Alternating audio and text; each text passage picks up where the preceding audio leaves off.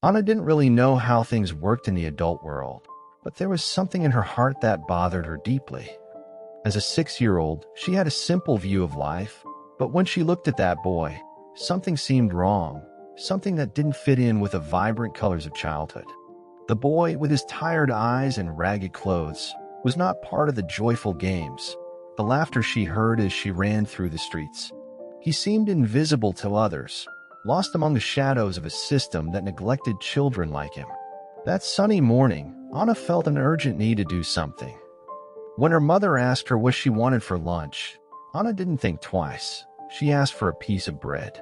What was simple for her, as part of her routine, could be all the boy needed to, at least for a moment, not feel the weight of hunger. Anna didn't know how much that simple gesture would change the course of a life, but by giving him the bread, she was offering more than food. She was offering him a gesture of dignity, something he had never experienced before. She looked at him with a shy smile, trying to break the silence, and said, "Do you want some?" The boy hesitated, suspicious, as if the world no longer had room for kindness. He was probably used to being ignored, or worse, being seen only as a nuisance, someone others looked away from. But in that instant, something changed. He accepted the bread.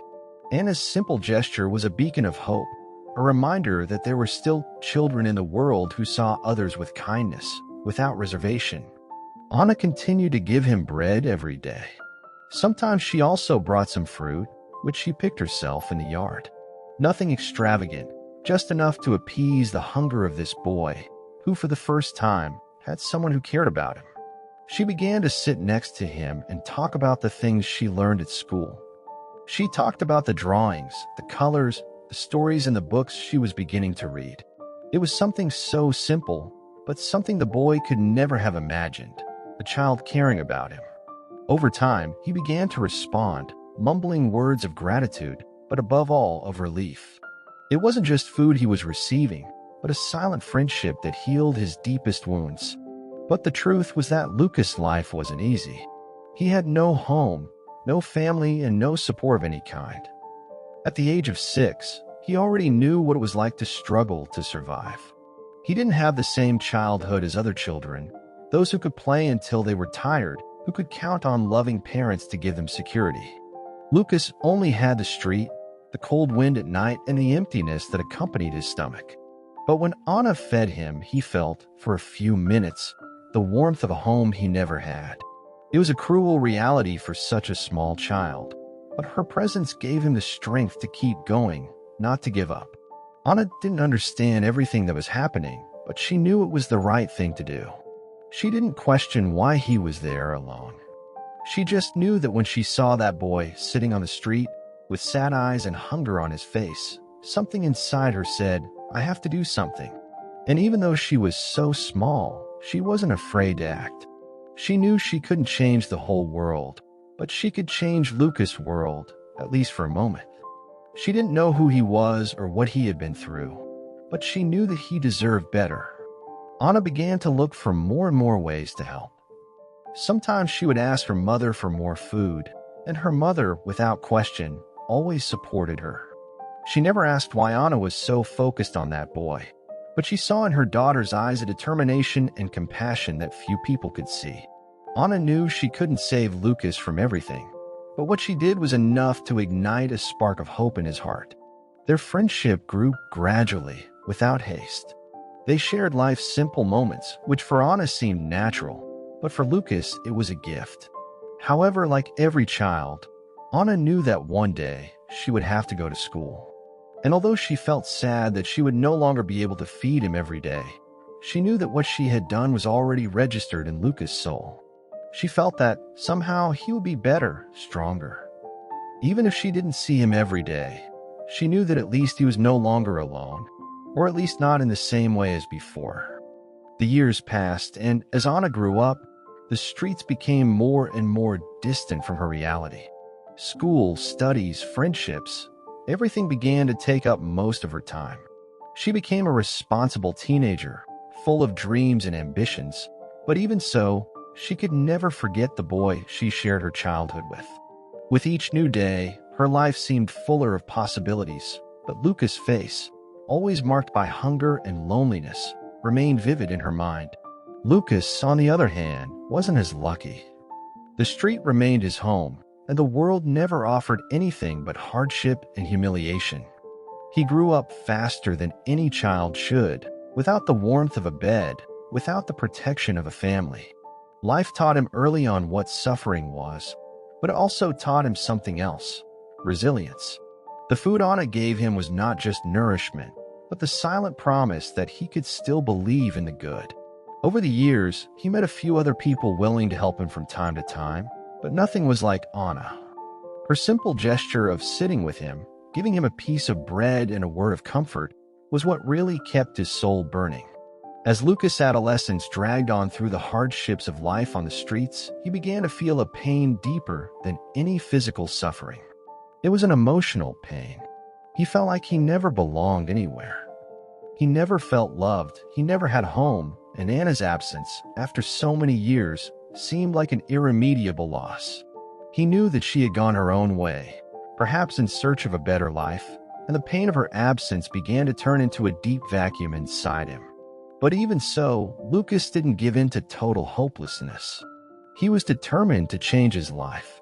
He knew that the only way to survive was to become someone strong, someone capable of going beyond the circumstances into which he had been born. He began to strive to learn new things, to try to understand the world around him in a way he had never had the chance to before. He devoted himself to reading, looked for free courses, and even got a part-time job that gave him a sense, however temporary, of stability. It was a start, but he felt he was still a long way from achieving the life he dreamed of. During this period, Lucas never stopped thinking about Anna. He never knew her full name, but he remembered the kind gesture she had offered him. He didn't know where she was, but he believed that somehow she remembered him too. He tried to find the girl, but the streets were vast, and as time went by, his search became increasingly frustrating. The days dragged on. He grew up, but the weight of abandonment never completely disappeared. One such afternoon, while working in a small repair store, he heard a piece of news that brought everything to a halt. A tragedy had occurred. A young woman, the victim of a serious car accident, had been taken to hospital. The news didn't give any details, but for some inexplicable reason, a feeling of fear and hope washed over Lucas. Without thinking too much, he decided to go to the hospital, something he would never have done if he hadn't had that inexplicable feeling, as if fate was finally asking him to make a decision. The hospital was far away, but what motivated him was not practical matters, but the deep impulse of something that was about to reveal itself. He didn't know it, but that would be the day when the story of his life, which seemed to have been written by unknown hands, will begin to take an unexpected turn. When he arrived at the hospital and entered the emergency room, the doctor who received him was young, but there was something in his expression that seemed to know exactly what was going on. The hospital was full, but there was a disconcerting calmness in the air. The doctor looked at the patient list, and when he saw the name of the young victim of the accident, his eyes went wide. Lucas' heart raced. He had seen that name somewhere. He knew it. He approached the nurse, and she led him to the emergency room where the patient was being treated. As he entered the room, Lucas was paralyzed. The face of the young woman lying on the hospital bed was that of Anna. He recognized her instantly, even after so many years, even with the traces of the life she had led. He saw the girl he had nurtured, the girl who had been his only source of kindness, his only light in a dark world. And at that moment, the doctor, who was none other than the boy she had fed years before, couldn't hide the tears that began to fall. Lucas felt the weight of time in every beat of his heart. As he looked at Anna, lying there, intubated and full of wounds, the memories of his childhood, of the girl he barely knew, but who had given him more than anyone else could have, came flooding back. He couldn't believe that that body, so fragile, was the same as Anna's, the little 6-year-old girl who, with her simple but compassionate food, had given him something he never thought he would have: dignity and a sliver of hope. The doctor, who until then had remained professional, couldn't hold back his tears. He was there, in front of the woman who had saved a part of his soul. Instead of being indifferent, he felt an avalanche of emotions. As a doctor, he knew that Anna's condition was serious, but at that moment, emotion overtook him in an almost overwhelming way. What he felt was not just sorrow for the situation she was in, but deep gratitude, a debt he felt he could never repay. He who had survived that street life thanks to Anna's support, now saw himself in a different position, in the role of the one who could save her life, but the feeling of powerlessness in the face of what had happened consumed him. Memories began to swirl in his mind like a dizzying spiral. How was it possible that, after so many years, their lives had crossed paths again, so dramatically? He had survived so many difficulties, and although he had fought to become a better person, he had always felt the emptiness of abandonment. Anna was the only person who, in her innocence, offered him more than food. She gave him something he would never forget, a little humanity. Even in his misery, he felt human, and she was the beacon that guided him in his darkest moments. What shocked him most was the brutality of life. They had been children, and she, a little girl of 6, with so little, had given him more than many people with all the conditions in the world could offer. But now life had taken a cruel turn. Anna stood there, her life hanging by a thread. He who had been that dirty, hungry boy, now saw himself as a doctor, with the responsibility of saving the woman who had silently transformed his life. Lucas approached Anna's bed, his throat tight and his hands trembling. He placed a hand on her chest, feeling her weak and irregular heartbeat, and for a moment was lost in his thoughts. Did she know? Did she know how much she meant to me?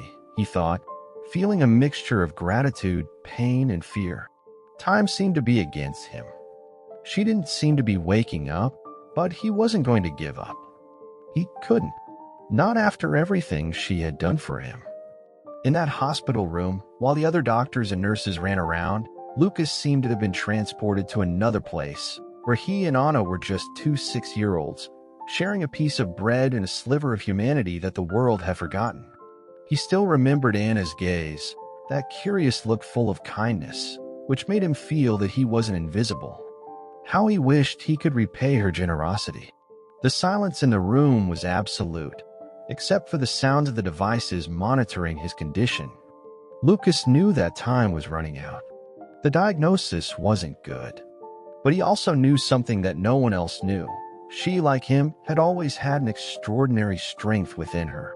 She, who had shared her little with him so many years ago, deserved to be saved. He didn't know how, but he couldn't let her go without fighting for her, as she had fought for him. It was at that moment, while the heart monitor continued to emit its intermittent signals and the pressure of the whole hospital seemed to weigh on his shoulders, that Lucas made a decision. He wasn't just a doctor there. He was that boy who had been fed more than bread. He was that boy who had been seen, even when no one else saw him. And now he was in a position to do something he couldn't even imagine at the time, save the life of the woman who had given him a chance to live. It wasn't just a job. It wasn't just a medical duty. It was personal. It was a mission he felt with all his soul. Finally, the miracle happened. After days of waiting and moments of anguish, Anna began to react. Her eyes opened slowly, as if awakening from a long, deep sleep, and Lucas, holding his breath, held her hand with all the delicacy he could muster. Lucas' heart, which had been racing with tension and pain, calmed down when he realized that she was there, alive, and with a real chance of recovery.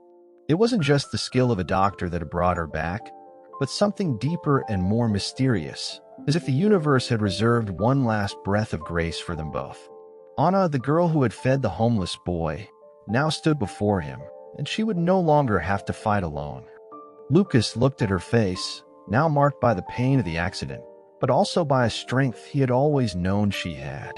He thought about all the lives that had crossed without realizing it, about the fate that had seemed to play tricks on them, but which, in the end, had brought them back together.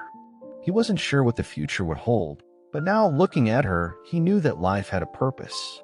Perhaps the retribution he had always sought was there, in front of him, not as a debt to be paid, but as a cycle of life that had been completed.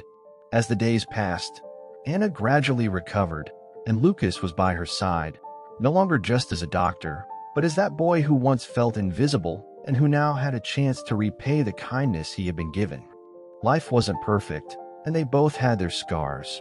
But what mattered was that, in the end, they were alive and had each other. They saved each other in ways they never imagined possible. And so, over time, their story became not only a miracle, but also a testimony to the power of small actions and kindness, which are often the seeds of what really matters in life. Just for those of you who like a good story and have watched to the end, leave your comment below from which city you're watching, and I'll leave a heart in your comment. Bye, and see you in the next video.